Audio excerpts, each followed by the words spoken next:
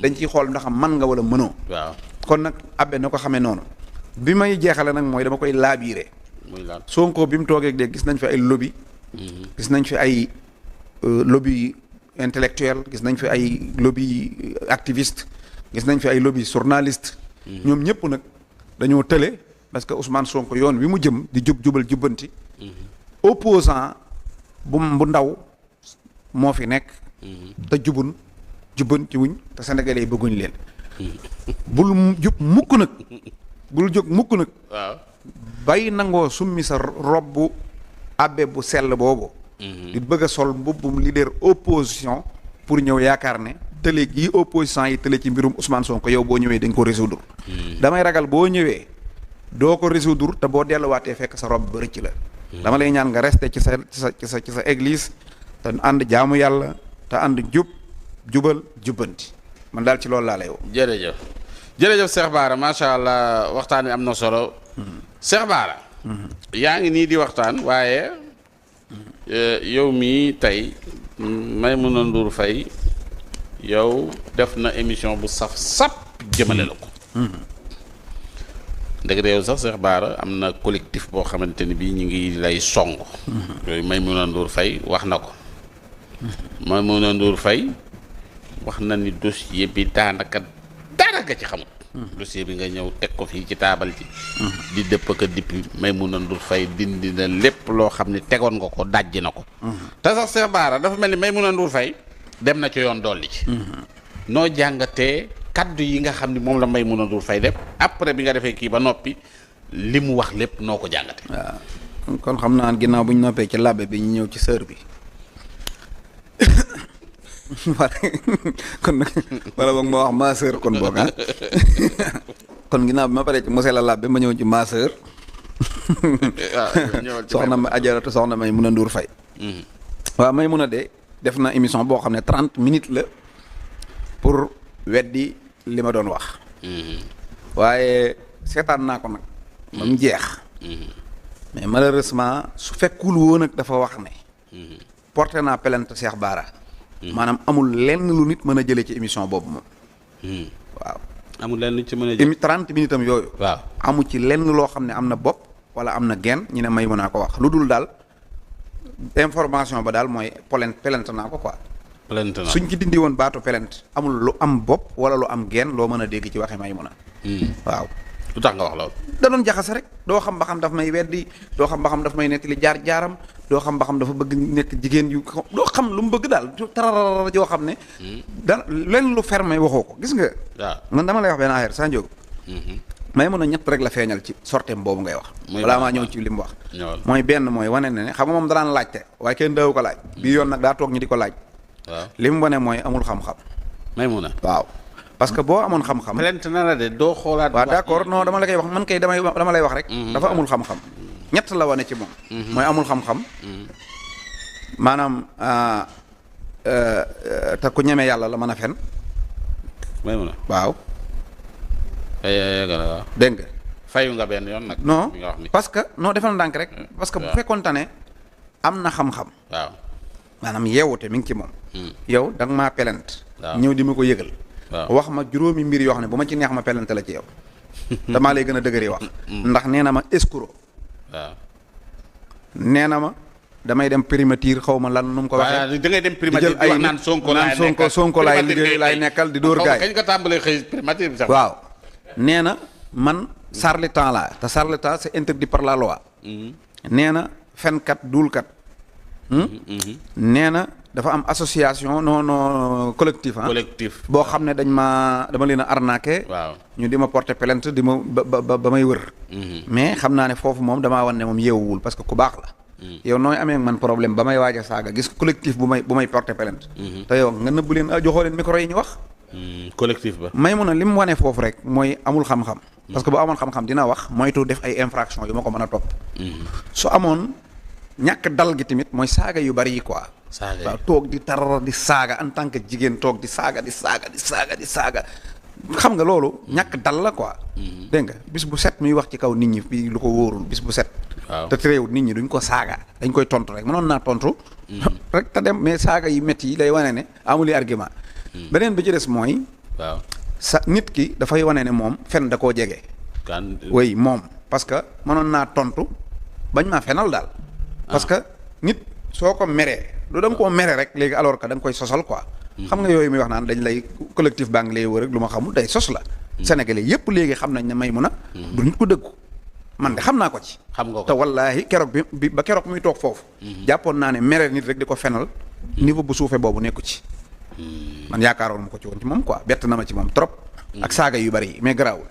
baal naa léegi da nga koy plainte yow. wala non man am na ay argument xam nga ñoom. waaw plainte yomb na saa njóogu man bu ma neexoon boolee wal fa jir gépp plainte leen léegi. xam nga ñoom dañoo yaakaar ne ñun dañoo yaakaar ne non plainte dem fii rek def plainte non ñoom sama gars yi ñoom nit sénégalais tamit surtout waa Touba dañoo yeewul bu ñu déggee ñu ne plainte nañ sëñ Baara rek moom moytu plainte yu bari barke Sëriñ Baara laa leen di wax yéen sénégalais yi bu doon téeméer buñ demee ma gañe leen parce que li may wax lu dëggu la buñ amoon benn argument duñ dem temps bi ngay def fii dem di plainte ji mais def ko pour fen loo ma rek sénégalais yi bàyyi ma kay taxawal nga démontrer mu leer mais koo ci gis muy njëkkante di payte di pelante mooy ay waxam jeex na ñi koy def seul luñ mën a def pour defal seen bopp man nag maa ragalul ku ma pelante ak ku ma pelantut lijjantiwu ma loolu xam nga lan lañ wax jubal jubbanti fii luñ bëgg a wax ci dëkk bi luy leeral dañ koy wax voilà ku mën a démontrer nag nga ñëw fen loo ma ku ko mënut nga woo ma ci yoon ñu dem amul problème man sama yoon nekku ci yooyu gaa ñi nag dañoo defe ne ay pelante man Sonko sama leader moo ma ëppi pelante te wàññiwu ko dara waaw dégg nga ma fii Sonko chaque semaine danaan wuy ji yoon lan la ko wàññi naka la ci dëgg rek mais ku non boo waxee nii dañ lay pelante xoolal li ngay wax li ma bëgg a wax lay wax dégg nga mais génne na ay këyit bàyyil ma wax la rek génnewut këyit wenn këyit la génne mooy wi ma pelantee loolu daal lu wóor la moom pelante na la waaye weneen këyit génnewu ko mi ngi ay dossier non dama ne la Maimouna man ak moom suñ wax du ci bareeti parce que man dafa am lu ñu boole man damaa toog sama kër seetaan Maimouna Ndour Faye dégg naa ko nag muy weddi naan waxu mu ne Ousmane Sonko que lui même moo joxe ordre nii la ko waxee loolu gars yi ñu ngi koy vaar moo joxe ordre ñu leen tëj leen comptam ñu tëj ko daan dafa am lu surnois ci mbir mi mooy am na leneen lu nekk ci ginnaaw tëj compte yi ma xam ne lu surnois loolu muy wax mooy teleem bii waaj a tëj te dana bu tëjee lii lay togg mooy giñ ko Sonko télé bi may mun a nee na man dañ maa yabal mais yabaluñ ma sax ndax li may wax xaw ma ci dara may mun a demal nga laaj borom télé bi nan la yaayam tudd ak nan la yaayam sant nga laaj ma man nan la sama yaay tudd ak nan sama yaay sant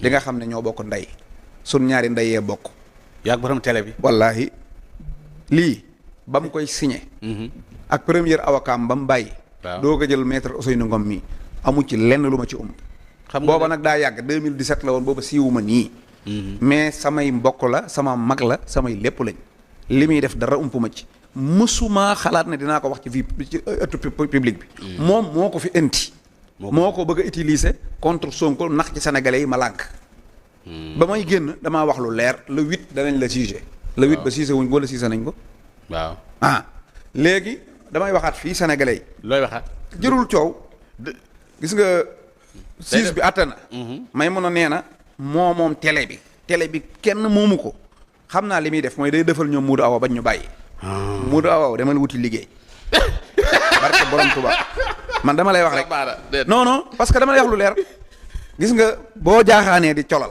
sa bopp ngay tooyal moom bu ko neexee nee na moom télé bi amul kenn ku ci topp amul kenn ku ciy topp na ko gëm amul problème mais la 29 bi jàll juge bi daan na ko ci référé de difficulté bi mu defoon waaw référé boobu daf doon sàkku pour ñu bàyyi ko en attendant may ko temps mu fay juge bi ne ko may mënuñ la koo may juge bi mi ngi bind ordonnance bi mi ngi motiver décision bi su ko motiver ba noppi dinañ ci jot dinaa ko wan sénégalais yi jàng nañ tubaab dinañ xam ba xam dañoo topp ci télé bi dara wala toppuñ ko bi ci des mooy man dinaa jël affaire bi mandaté lañ may def mandaté bis bu fayul fii bu juge bi motiver bañ jël ici ànd ak sëriñ ànd ak gendarmerie man danaa ko wax population Sénégal wax ko site internet yëpp nu ànd dem sa TV jëli ko jëli la billaahi dem génne ko télé bi day wax moo la gën a xam ne dañ koo topp parce que bari yow li ngay wax nii ak may mun a wax waaye dama affaire yi jaxasoo may mun a man dama lay wax de yow ñaari xam nga looy bañ mu ñëw waaw dama ne la looy bañ mu ñëw bu ko wutal app juge bi day motiver décision xanaa doo mat 15 jours dina ko génne su ko génnee sénégalais danañ gis loolu amatul luñ ciy coow dama ne la. moom wax na lu leer ci biir wax ji nee na. waaw ñi ma joteel famille Macky Sall lañ duñ famille Macky Sall. ñooñu Macky Sall daa néewoon doole ñu koy dimbali ba mu mënee war na leen amul lenn lu mu séq ak ñoom. loolu naa la ko xamal tey bu dee da ngaa defoon ne famille Macky Sall lañ moo tax boo lewalee télé bi bu demee ba coow li tàng Macky jàpp ci ñu bàyyee la ko nax nga sa bopp Macky deful dërëm ci télé boobu te yow waxal nga sa bopp ne waaw 2014 wut naa licence awma 2016 nga amub télé foo ko jëlee. yow est-ce que dossier yi leer na ci yow waaye déglu ma waaye li ma la wax dafa leer wax nii man licence su jàmbur la yore na ko nangu licence bi nee na moom mi ngi koy fay normal jënd na ko ci normal bi nga koy fay ci normal. wasalaam baax na bu fekkee borom télé bi moom daa tëdd di nelaw bàyyi la nga toog di nax gëmal loolu amul problème man du ma la wax waxoo dëgg du ma la wax dara gëmal loolu ba siis bi pare rek di nga xam ba xam yaa moom télé bi wala moom moo man dafa am benn affaire nag bu mu wax boo xam il faut ma taxaw ci. nee na lan moo tax li ma dal benn journal bu crédible waxu ci. voilà. journal bu crédible waaw oui. waaw ban journal moo crédible Sénégal fii. bu dul Walf Fadjri gii ma koy waxee. daanaka fii Walf rek a fi crédible. Walf doo nga fi am problème. Sénégalais yi cotisé jox ko parce que daa crédible. fii beneen télé bu ñu fi waxoon mu tëj Sénégalais yi naan la ngoon na tëj léegi. waaw soxla wuñu leen parce que dama lay wax benn affaire te may mun a li mu yëgut mooy. waaw wala boog li Sénégalais yëgut mooy li mu nekk moom. di ko mbëppal. yeneen télé yi mu yaakaar ne dañ cee war a wax. ñoom it ñu ngi ci lu ko raw. jëlal ITV gi. wax naa la ko fii keroog xaw ma. ITV Ablaye Sylla moo jël 2 milliards. parce que 2 milliards yu manqué tuuti jox leen ko. ne leen tijji leen télé. waaw ñu tijji télé tàmbali liggéey. Sebar doo yeggali dossier bi. non maa ngi ñëw damay wax may mun a lu tax. lu tax. damay wax may mun a lu tax télé yi waxuñ ci. aywa ñu tàmbalee liggéey. bi ñu tàmbalee liggéey ba mu yàgg Ablaye Sylla ak Macky Sall jote Macky Sall menacé ko mort Ablaye dem Mauritanie dem génn Sénégal bàyyee ko. ñoom Macky Sall ne leen Ablaye du tegati tànkam ci réew mi du fi ñëwati. ñu gëm ko alali jàmbur nga yore ko. waaw di liggéey di noos. waaw ba pare seetlul moment bi Ablaye joteeg Macky Sall ba daw. waaw même téléem boo xam ne alali boppam la ko tijjee mu leew ko doom. waaw ñoom ñooy wax Ablaye sàcc la. ci nga tàmbalee di Ablaye sàcc la yow bi nga ko tàmbalee sàcc rek nga naan Ablaye sàcc la dégg nga non léegi nag yow looy gis foofu yow ngay sàcc waaye ñu naan ko sàcc ka non léegi looy gis foofu yow léegi jël nga alali jàmbur toog ci léegi jël nga alali jàmbur toog ci di wax sénégalais yi sax semaine bii di ñëw pelante bi moom pelante yi tàmbali na danañ wuy te ku ci génnewul xaalis di nga dem kaso parce que dama lay wax benn affaire. journaliste yi ñoom liñ bëgg dafa yomb duñ fay lempo tëdd kenn danaa la xoola ñoom buñ nee Macky Sall léegi saa waay bu leen waxee Ablaye dootu fi ñëw. waaw ñu commencé noos lu ñuy def mooy ne Macky Sall def 3e mandat pour ñu gën a nekk ci sécurité ba Ablaye du fi dugg. Macky Sall def 3e mandat. loolu moo lay comprendre loo ñu mën a jël Ibou Fall nga xam ne moo gën a xayee di ci àdduna. toog buy wax whisky yaa ngi ci ron taabal ji. muy saaga sénégalais yi. Bubsu nga xam ne moo gën a nekk star ñëpp accepté di toog ak moom ba léegi yow Boubacar Diallo ñi too ko jox sa publicité ko publicité loo lekk ko jaral nag mooy bañ Ablaye ñëw doog la woon dégg far Macky Sall defu 3e mandat ñi daan lekk kon nañ daw tafu ci Amadou bu Amadou Ba gañee Ablaye du ñëw ñu dem Macky suuru élection yi gis nga fii ñu dem toog nangoo jël ay fausse information di ko jox sénégalais yi bëgg a jaxase élection yi parce que lan bu Amadou Ba gañee Ablaye du ñëw léegi nag Macky Sall laaju 3e mandat Amadou Ba gañewut Ablaye ñëw na waaw Ablaye ñëw na bu doon ci pël la balaa la Ablaye ari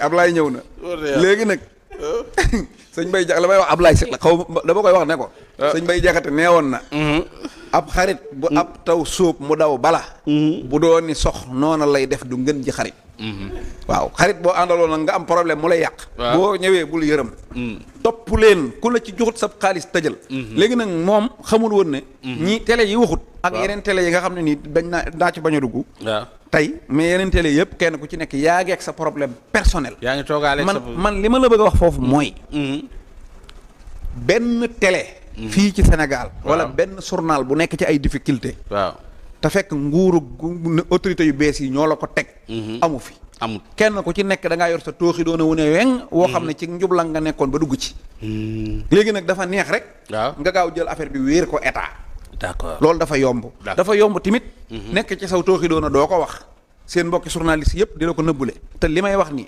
wallaahi asim gis nga sama grand boobu ma lay wax waaw am na journaliste yu ko xam bu baax am na ñu bari ñu ma jox numéroom fii ñu woo ko ba affaire bi leer ci seen bopp nañ mais dañuy dëgg bal bi waaw parce que duñu weer may mun a d'accord ñoo la ko gën a xam te billaahi mën naa ne la diw maanaam ñi ma woo di gëstu ma ne leen woo leen borom mu wax ak yéen dafa bari dégg nga waaye dañuy dëgg bal bi léegi nag affaire ay waxoo dëgg ak lu ma xamul man may mun a benn affaire rek laa koy wax mooy man sama jëmm amul problème nga saaga mag nga def ma lépp amul waaye da ngay bàyyi Sonko dégg nga yow nee nga xarit bu dof noon bu yeewoo ko gën man bu ma dee xarit bu dofit dof naa ba falke ma àndaloon yow nag yeewulu nga ba nga folle ka nga àndaloon kon da ngay téye sax yeew yi bàyyi maag sama ndox maa la gën maa la gënu demin waaw jërëjëf Cheikh Bara waaw Cheikh Bara temps bi jeex